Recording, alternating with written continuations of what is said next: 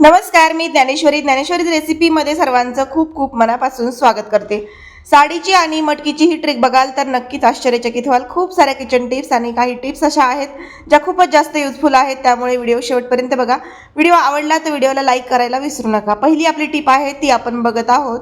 खूप वेळा आपल्याकडे असतात आसनपट्ट्या आणि त्या असतात कापडाच्या, आणि त्या कापडाच्या आसनपट्ट्या असल्या आणि त्यात अजून वेल्वेटच्या वगैरे असल्या की मग खूप जास्त धूळ त्यामध्ये अडकली जाते. आणि अडकलेली धूळ धूळ जी असते ना ती सहजरित्या लवकर निघत नाही, नॉर्मल वॉशने तर निघतच नाही. त्यामुळे त्यासाठी आपल्याला एक सोल्युशन बनवायचं आहे. त्यासाठी आपण काय केलंय की इथं 2 ते 2.5 लिटर पाणी घेतले. त्यामध्ये आपल्याला 2 चमचे निरमा पावडर घालायची आहे. कोणती पण वॉशिंग पावडर असते ना तर ती घालायची आपल्याकडे ज्या उपलब्ध असेल ती. त्यानंतर आपल्याला यामध्ये घालायचं आहे 2 ते 3 चमचे फॅब्रिक कंडिशनर, आणि त्यानंतर डेटॉलसुद्धा घालायचे. डेटॉलसुद्धा मी इथं 2 चमचे साधारण घातलेला आहे. त्यानंतर आपण या ज्या आसनपट्ट्या आहेत तर या आपण यामध्ये बुडवणार आहोत या पाण्यामध्ये. तर हे तयार झालेलं सोल्युशन आहे ना, यामध्ये जर या पायपुसण्या आसनपट्ट्या टाकल्या ना तर बराच वेळ आपल्याला एक अर्धा तास तरी या ठेवायच्या आहे, जेणेकरून काय होतं यामधले पूर्ण डर्टही निघून जाते, छान मुरल्या जातात. आणि त्यानंतर व्यवस्थित हँडवॉश करून घ्यायचं आहे. व्यवस्थित हातानेच याला छान धुवायचं आहे. व्यवस्थित ब्रशने घासून व्यवस्थित धुवून जर घेतलं ना तर यामध्ये अजिबात धूळ आणि डर्ट राहत नाही, काळपट पाणी यामधून निघत नाही. त्यामुळे आपण काय करायचं, याला क्लीन करताना ब्रशचा वापर नक्की करायचा आहे. आणि हे वेल्वेटचं आहे तर यामध्ये असलेली धूळ असते ना दिसत नाही, फक्त व्हाईट पोर्शन असतो ना, तो व्हाईट पोर्शन जितका जितका व्हाईट होईल तितकं तितकं आपल्याला लगेच लक्षात येईल की यामधली धूळ किती गेलेली आहे. आणि स्वच्छ झाल्यानंतर तर मग अगदीच व्यवस्थित चकचकीत दिसतात. आणि कंडिशनरमुळं काय होतं याला की छान असा वास येतो. नंतर कंडिशनरमध्ये घालण्यापेक्षा मी सुरुवातीलाच याला कंडिशनरमध्ये घालते, जेणेकरून काय होतं की कलरही त्याचा जात नाही आणि सगळ्यात महत्त्वाचं क्लिनिंग पण छानच होते. डेटॉलने सुद्धा बऱ्याच वेळा जास्त वेळ डेटॉलच्या पाण्यामध्ये हे राहतं. त्यामुळे सुरुवातीलाच बरेच डर्ट वगैरे पूर्ण निघून जाण्यास मदत होते. क्लिनिंग करताना साबण तर वरतून लावतोच आपण. चला पुढची टीप बघतोय आपण किचनमधली आहे. प्रत्येक वेळी जेव्हा अंजीरचा आपण ज्यूस करतो ना त्यावेळी ते असे पूर्ण देठाचा भाग काढून टाकायचा, आणि शक्य असेल तर वरती जो सालीचा भाग असतो ना तो सुद्धा काढायचा जर खराब असेल थोडाफार तर. आणि जर अगदीच चांगले असतील, व्यवस्थित असतील अंजीर तर ते स्वच्छ धुवून घ्यायचे. फक्त देठाचा भाग कट करायचा आणि 4 पीसमध्ये त्याला कट करून बघायचं आतमध्ये व्यवस्थित आहेत का. आणि साल जर व्यवस्थित असेल तर ती घ्यायला काहीच हरकत नाही. मी अशा पद्धतीने बऱ्याच वेळा साल घेते तर खूपच छान अशा पद्धतीने याचा ज्यूस तयार होतो. यामध्ये मी टाकलेलं आहे दूध, आणि दूध टाकल्यानंतर थोडीशी साखर देखील टाकते. 3-4 अंजीरमध्ये खूप छान असा इथे ज्यूस माझा तयार झालेला आहे. अगदी घट्टसर दाटसर असा ज्यूस तयार होतो. जर हाच ज्यूस आपण बाहेर प्यायला गेलो तर खूप महाग बसतो, त्यामुळे आपण घरच्या घरी खूपच स्वस्तात भरपूर असा ज्यूस बनवू शकतो. त्यामुळे बऱ्याच वेळा तर बाहेर ज्यूस प्यायचा आपण टाळलंच पाहिजे, जेणेकरून खूपच कमी वेळेत कमी मेहनतीमध्ये घरच्या घरी खूप सारे ज्यूस आपल्याला तयार करता येतात, हेल्दी पण असतात. त्यामुळे मी अशा पद्धतीने मुलांना घरच्या घरी दाटसर आणि घट्टसर असा छान असा अंजीरचा ज्यूस बनवून देते. ट्रिक आवडली की नाही ज्यूस बनवण्याची नक्की सांगा. ज्यूस कसा झाला ते पण सांगा. हिवाळ्यामध्ये थंड ज्यूस आपण पित नाही, पण जर तुम्हाला थंड हवा असेल तर 2-3 क्यूब काय करायचे, बर्फाचे घ्यायचे आणि मिक्सरला हे सगळं मिश्रण फिरवत असताना टाकायचे. थंड ज्यूस पण तयार होतो छान असा. पुढची टीप आहे ती बघतोय आपण आता सध्या. आवळ्याचं मी पाणी काढलेलं आहे बाहेर. काय झालं होतं की आवळ्याचं जे काही मी लोणचं बनवायला घेतलं होतं तेव्हा काय केलं होतं की अर्धा ग्लास पाण्यामध्ये 1 वाटी गूळ टाकला होता, आणि त्या 1 वाटी गुळामध्ये 7-8 आवळे छान असे शिजवून घेतले होते. कुकरला 4-5 शिट्ट्या काढल्या होत्या, एकदम मऊसर झाले. एक रात्रभर मी त्याच पाण्यामध्ये याला भरणीमध्ये काढून ठेवलं होतं या आवळ्याला पाण्यासकट.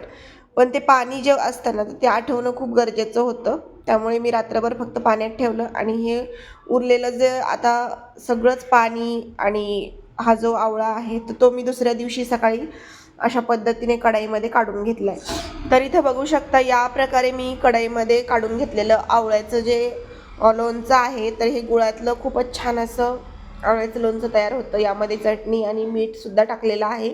जेणेकरून चवीला अप्रतिम लागतं. आणि गुळासोबत चटणी मीठ टाकूनच मगच कुकरला शिट्ट्या काढल्या होत्या. दुसऱ्या दिवशी मी हे अशा प्रकारे पाण्यासकट त्याला शिजवलं. शिजवताना गॅस अगदी लो फ्लेमवर करायचा आणि यामध्ये काळी मिरी टाकायची 4-5, म्हणजे लोणचं जास्त काळ टिकून राहतं, अगदी 6 महिने आणि वर्षापर्यंत. तर अगदी लो फ्लेमवर गॅस ठेवून मी याला चांगला अर्धा तास तरी शिजवून घेतले. तर खूपच मस्त असं हे शिजलं गेलं आहे. आता हे आपण एखाद्या थंड झालं की भरणीमध्ये भरून ठेवायचं, काचेच्या वगैरे. लॉंग टाईमसाठी छान असं टिकून राहणारं हे लोणचं तयार झालं. आवडलं असेल तर नक्की तुम्ही सुद्धा करून बघा.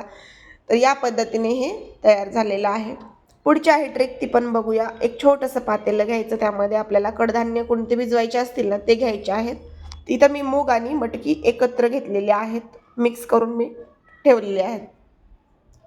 तर हे असं का ठेवले, कारण की ज्यावेळी नाश्त्याला वगैरे आपण बनवतो ना हे मूग आणि मटकी, तर त्यावेळी ते खूप जास्त वेगवेगळ्या भांड्यातून घ्यायची गरज पडत नाही, वेगवेगळ्या भरणीमधून, म्हणून ते एकत्र मिक्स करून ठेवायचे.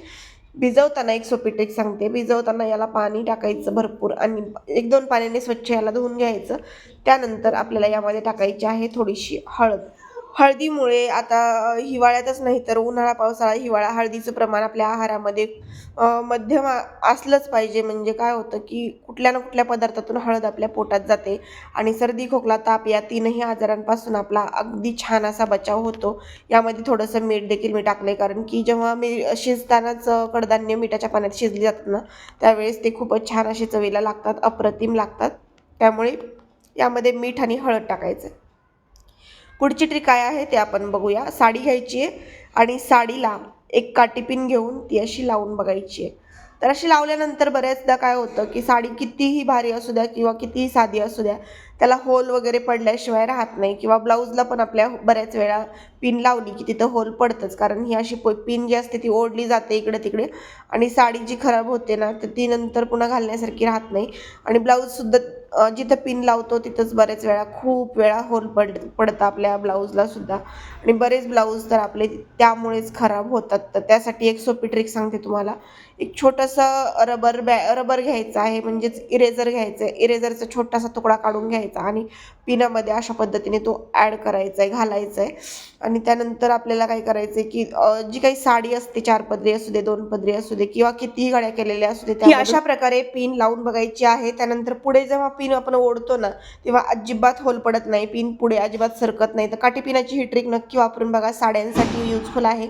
दररोज महिलांना वापरता येईल अशीच आहे, त्यामुळे नक्कीच सगळ्या महिलांना उपयुक्त अशी ट्रिक आहे. आवडली तर नक्की व्हिडिओला लाईक करा, शेअर करा, कमेंट करा आणि चॅनलला सबस्क्राईब करा. त्यानंतरची आपली पुढची ट्रिक आहे ती आपण बघतोय. आंघोळीचं पाणी ठेवलं की त्यामध्ये थोडीशी हळद ही दररोजच्या दररोज चुटकीभर का होईना टाकायची, जेणेकरून काय होतं, स्किन प्रॉब्लेम सगळे दूर होतात. अगदी तुमच्या अंगाला खाज जरी असेल थोडीफार तरी ती सुद्धा पूर्ण बरी होते. अंगाला गांधी येणे किंवा खाज येणे, सूज येणे, फुटकुळ्या येणे, तर अशा प्रकारचे बरेच प्रॉब्लेम असतात, स्किन प्रॉब्लेम, ते सगळे दूर करण्यासाठी फक्त एक चुटकीभर हळद पुरेशी आहे. तर अशा पद्धतीने मी यामध्ये हळद टाकून ठेवलेली आहे पाण्यामध्ये आणि हेच पाणी आंघोळीसाठी आम्ही वापरतो. तर अशा प्रकारे तुम्हाला सुद्धा स्किन प्रॉब्लेम दूर करायला एक सोपी ट्रिक कामी येऊ शकते. व्हिडिओ आणि आजच्या सगळ्या टिप्स आवडल्या असतील तर व्हिडिओला लाईक, शेअर आणि सबस्क्राईब करा. चॅनलला कमेंट करायला विसरू नका. व्हिडिओ कुठून बघत आहात ते कमेंटमध्ये कळवा. आजचा व्हिडिओ तुम्ही सगळ्यांनी पूर्ण बघितला त्याबद्दल सगळ्यांचे मनापासून धन्यवाद. चला तर मग पुन्हा भेटू अशाच एका छानशा व्हिडिओसोबत.